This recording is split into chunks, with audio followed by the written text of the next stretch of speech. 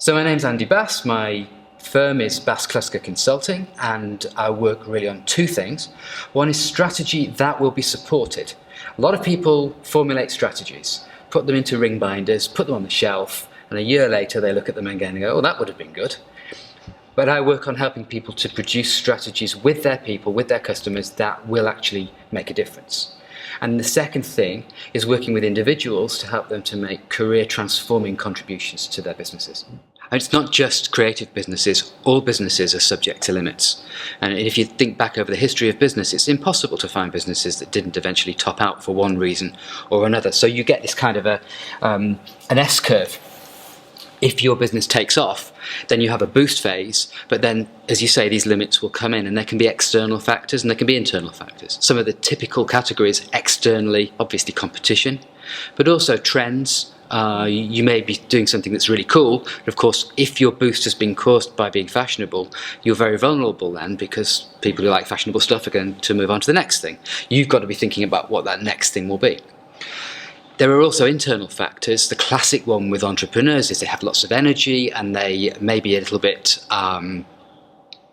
less than systematic, but they draw people with their enthusiasm. But there comes a point when the business has got to be more systematic. You need to get your finances tidied up and so forth. You'll have different functions.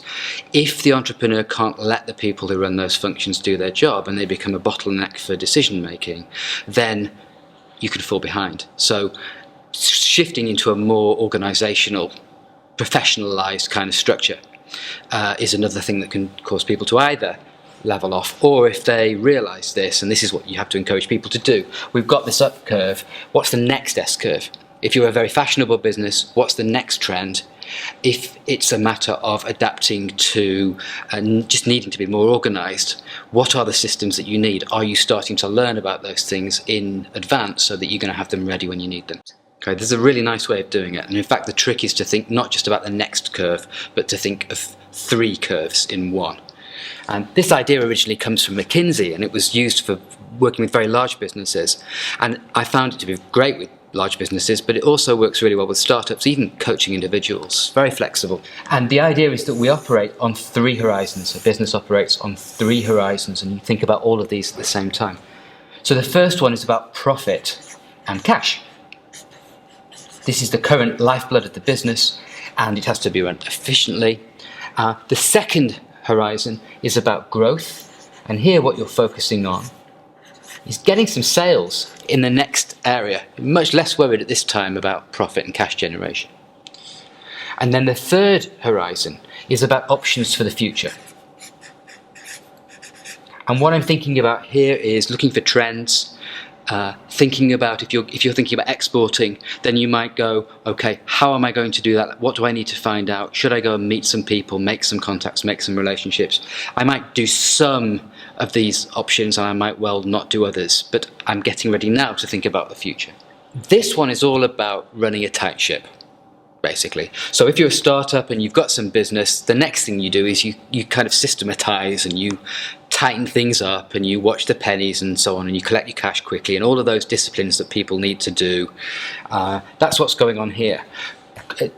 The growth horizon is all about getting more sales. You're not so worried yet about how profitable that is, because once you've got the sales, then that becomes the new profit and cash concern, and then you clean it up. Let me give you a sort of a classic example, which was a startup. When Honda first went into the United States in the 1960s, they gave the 2 or 3 guys they sent over there a mission, which is try and sell something to Americans. And that was it. And they thought they were going to sell superbikes, or the biggest bikes that they had.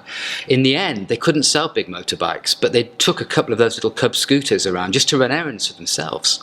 And some Americans would see these and said, hey, where can I get one of those funny little scooters from? And they realized we can sell the Cubs. And this is a perfect example of going out just trying to get some sales in something new, and then when you find out where you can get those sales, you tidy the thing up and it becomes your next profit and cash business.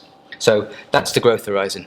An example from the third horizon, let's take someone like a Google who might be looking around and saying, there's an interesting Indian software company with 2 or 3 really good programmers, they've got some interesting algorithms. Why don't we take a small stake in that business, and then we'll do one of two things. If we think we can use it in the future, we'll buy the rest of the business. If not, then we'll sell the rest of that business. But it's keeping options open that could become the basis of products where you can grow some real sales, which will then become your cash cows in the future.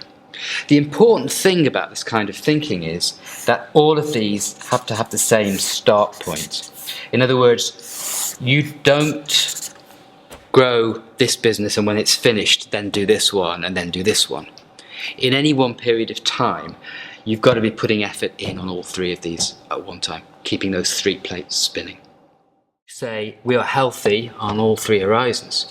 So we're generating profit and cash, we're growing our next businesses, and we've got a good handle on our options for the future. Obviously the worst one is that all three of those are wiped out, so we won't spend any time on this one.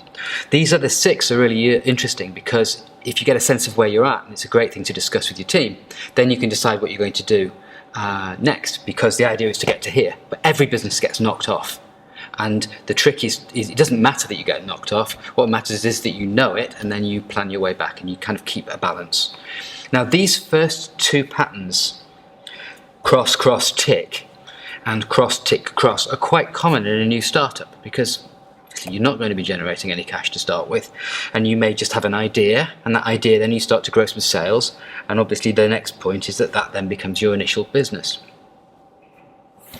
These four are probably the most important ones to think about in terms of diagnosing problems. And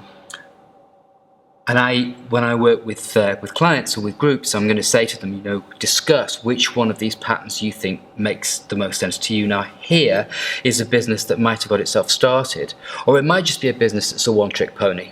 And it's not thinking about that first S-curve, and it's certainly not thinking beyond that. So it's going to have its run, it's going to top out, and it's going to be finished. Clearly that's very dangerous. There's no kind of sustainable growth in that. This one is an interesting pattern that's very different. This one was called by the guys that first came up with it, losing the right to grow. And you quite often will see this if you've got someone who's a real enthusiast. And again, entrepreneurs are enthusiasts very often. They get a business going, and then they're on to the next thing, and they kind of neglect the current business, and they're really excited about the next things that they're going to do. So this is a business that's kind of cutting its own feet out from under it. And the solution here is you've got to get back to basics. This one we might call no plan B. Okay, so it's doing okay now. They've got some growth plans, but if those growth plans don't work, then they're finished. And it's kind of the same as the S-curve story that we started with, but not quite as severe as this very complacent one. And I see this one a lot, which is why I saved it for the last. This is a business that's doing well now, but they're so busy with day-to-day, driven by their inbox, driven by messages, that they know they need to get to something else. They've got ideas, but they can't bridge the gap. I think there are a couple of final thoughts. One of them is that it's inevitable in almost every business, even really quite big businesses, that your emphasis on serving your customer and being good operationally means that it's very hard to get out of that first horizon. And the three horizons is a great way to introduce strategic thinking, because it keeps you honest. If you draw those three horizons up every quarter and say, how did we do last quarter? What are we going to do next quarter? I've got clients who use that as a standing agenda item in their management teams. The other thing to say, and again, the three horizons idea, that basic S-curve idea brings it home, is that one product or service idea is not the same thing as a business.